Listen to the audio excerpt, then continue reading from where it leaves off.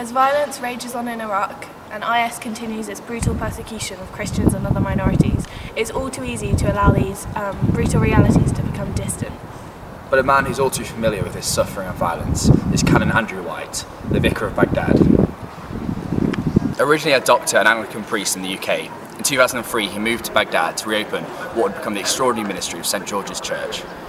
Ministering to Christians, serving the city's people through a school and a medical clinic, and doing remarkable reconciliation work between Muslims, Jews and Christians. He's seen his congregation shrink due to fierce persecution, yet he's relentlessly stayed and served despite being shot at, held at gunpoint and suffering from multiple sclerosis, only returning to the UK at Justin Welby's command a few months ago.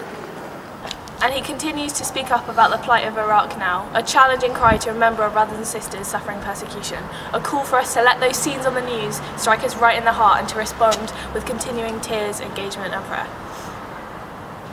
And what he stands for offers us a direct challenge. People often tell him to take care when he's in Iraq, but he says no, take risks and make sure that the church is totally and utterly relevant.